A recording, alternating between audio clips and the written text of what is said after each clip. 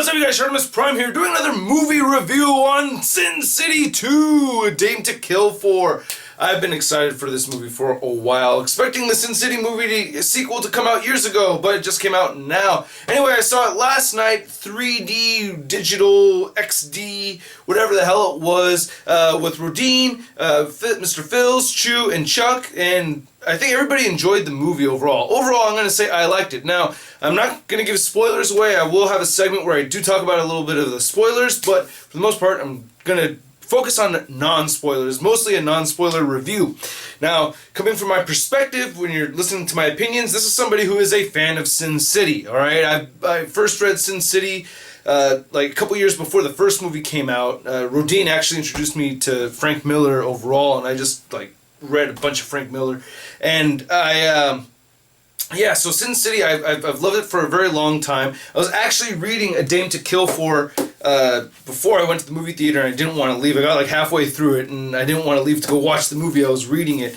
Now, the reason why I like Sin City so much is because the way Frank Miller writes and the way his artwork is I just get completely captivated by it. I just love how artistic it is. It's simplistic and very artistic at the same time.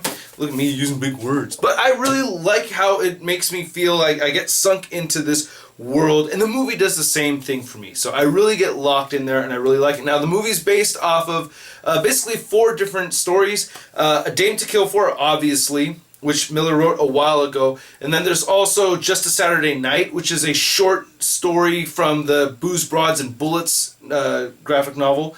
And then there's 2 news stories that Frank Miller had written just for this movie. One of them is The Long Bad Night, and then that's the one starring Joseph Gordon-Levitt. And then the other one is Nancy's Last Dance, starring Jessica Alba, obviously. Now, the way I felt about those 2 news stories mixed in with these 2 older ones, you know, Just Another Saturday Night doesn't really count, it's so short, but I thought Frank Miller did a great job. It was actually quite a pleasure to see a brand new story written in here, or 2 brand new stories written into this universe. So it's brand new Sin City books, but they're not books. They're part of this movie franchise. And I thought they blended in well with the Sin City universe, and I really liked them a lot. I liked all the stories. I was totally in it. Now, I feel like the movie did go a little long. It was a little on the long side because, you know, after a while, you know, when you're watching a movie, it's okay, I've been sitting here for a while now.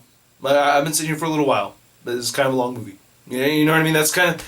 I did get that feeling, but I really enjoyed the movie at the same time. Of course, me being a Sin City fan, I was kind of expecting to like the movie, especially because I really liked the first one. Now, as it compares to the first movie, in my opinion, I think they're both right about the same. I can't really say I liked one necessarily more than the other, which I think is a good thing, which was kind of what I was hoping to feel like afterwards, because the Sin City books, I mean, there's some stories that you can prefer over others. Like, I think That Yellow Bastard is a really, really good one. I really like that one a lot, but I don't think they're necessarily better, you know what I mean? I don't think there's any shortcomings over any other of the stories. It's just That Yellow Bastard I just think is a very, very good story. Anyway, or that's just the one I prefer. I thought the acting was great.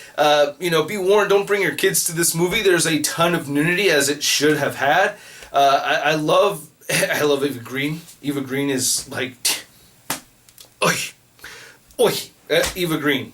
Just fantastic. Now, her acting, on the other hand, though, I wasn't sure which accent she was going with. Was she... Because I think she's English, right? But sometimes I hear that English accent come through, and I'm like, whoa, I thought you were playing an American person, but now you've kind of switched it up. So I don't think she held her accent too well.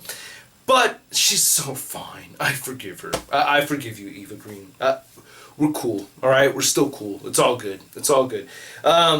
Jessica Alba looked fantastic. Now, you know, as the stories are written, these are Pulp Comics. So, and I don't think that's necessarily, you know, there's a lot of sexual stuff in this because they're Pulp Comics. But, you know, it's gritty. That's the thing. And then there's a lot of gore in the movie, of course.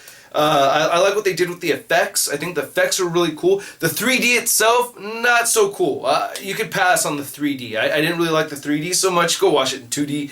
It's a very dialogue and performance driven, and when I mean the performance of the actors, I thought really carried it really well. Josh Brolin was fantastic. I love Josh Brolin in this. Joseph Gordon-Levitt did a great job. He was extremely charming, and he played his character very, very well. I think he nailed it. The guy playing Rourke, Senator Rourke, that actor was fantastic. He was an amazing villain. I think I saw Beyond the Trailers review talking about this, and she was saying, yeah, I didn't see much from Josh Brolin. I felt like I was just looking at Thanos, like, oh, what he could be as Thanos. I could disagree more with that. I do not agree with that at all whatsoever. Josh Brolin played Dwight. Dwight is, kind of dumb and loyal, he's got his inner demons and stuff. I liked the character of Dwight. I thought Brolin looked just like Dwight. I wish they had brought back, now I think I'm almost getting into the spoiler part of things. I don't want to get into it, but I really like how he played Dwight. I don't think I have any other non-spoiler stuff. There's no after the credits scene, so you can leave as soon as the movie's done. There's no after the credits thing. And I thought Jessica Alba, you see a lot of Jessica Alba poses. Love those Jessica Alba poses. Good movie. I thought Mickey Rourke did a fantastic job. I liked all the actors. The people that now there's some actors that weren't in this movie that were in the last one. Of course, Michael Clark Duncan. He was replaced. I can't remember the actor's name, but I thought he did a pretty good job. Even though I would have preferred Tiny Lester to fill in for that role, because Tiny Lester's also a huge monster. And not a huge... I've met Tiny Lester in person. The guy's actually one of the nicest celebrity type people I've ever met. The guy's super cool. But you know what I mean. A huge, he will destroy you and that's the kind of character that, was it Mautu or whatever the hell the guy's name. I can't remember the character's name, but the Eva Green's bodyguard dude. And so the spoiler section, I'm going to talk a little bit about spoilers really quick. And like I said, this is going to be a very short section. Hartigan, I didn't talk about Hartigan in the non-spoiler part because I don't want to mess with that, but I didn't really like how he was the Sixth Sense. He was dead, kind of fading in and out. I just didn't like that it happened to be Bruce Willis playing Sixth Sense, but it had been so long since he'd done Sixth Sense. But Nancy's going crazy and everything, and she misses Hartigan and everything, and Hartigan's there. It is very much like a Sixth Sense kind of thing with Bruce Willis and the Hartigan thing. That was one thing that actually did bug me about the movie, but not even that much because it wasn't happening that much over there. I did like how Nancy cuts her face up and she gets a whole new look, and she's going after Rourke, and she goes over there with Marv and everything. So I thought that was really cool. Overall, and God, you see so much Eva Green. I can't stop thinking about that. It was quite fantastic. Thought Jamie Chung did a good job filling in the shoes. You see a little bit more Miho action. Overall, I think it was a really good movie. There's another spoiler point I wanted to make, and I can't remember it off the top of my head. Damn it.